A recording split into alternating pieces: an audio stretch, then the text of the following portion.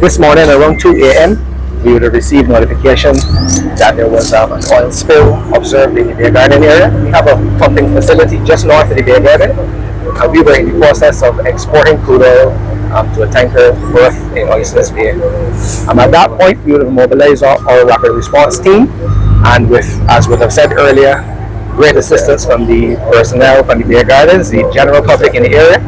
They would have the business started putting on the berms that you see behind me, and the sand berm, which would have contained the oil spill that was coming from the pumping facility before it entered the main road.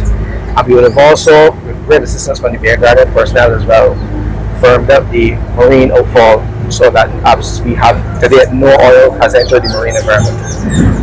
We are currently in the process, so right now we have contained, we've isolated the pumps, no more oil is coming from the facility.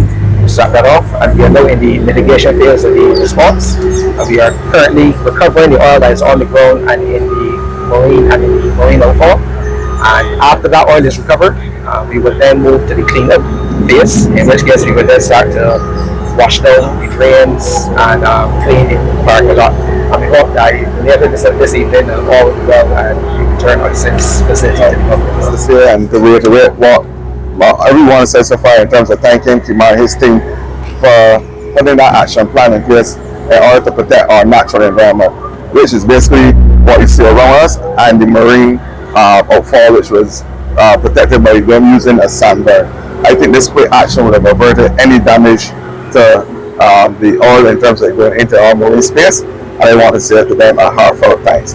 We have a long age and tested system by EPD in terms of recognizing that there is a protocol which deals with the oil spill, and the EPD, which is the Environmental Protection Department, they are here and they're responsible for ensuring that that protocol is followed to the T.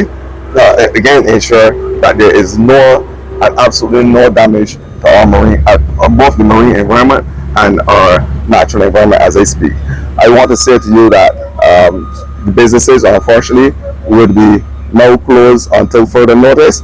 I expect, based on the information given by the experts, that initially is at 12 o'clock. This involves the Bay Garden area and our fish market, and we will be updating the public in quick time as to the conditions in terms of when we expect a reopening.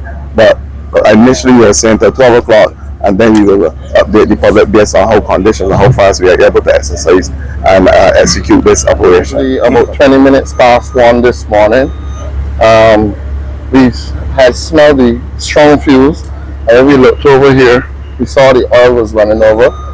Immediately I asked my staff to get sand, very demanding, so that we will be able to stop the oil from going to the main road and also to the beach. And I called every person that I know who couldn't get it, just to come to get the situation contained. Today, which person would know that Oistins is a very busy day for the vendors and the businesses. Nevertheless, this is a mishap, and these things happen on our life's journeys.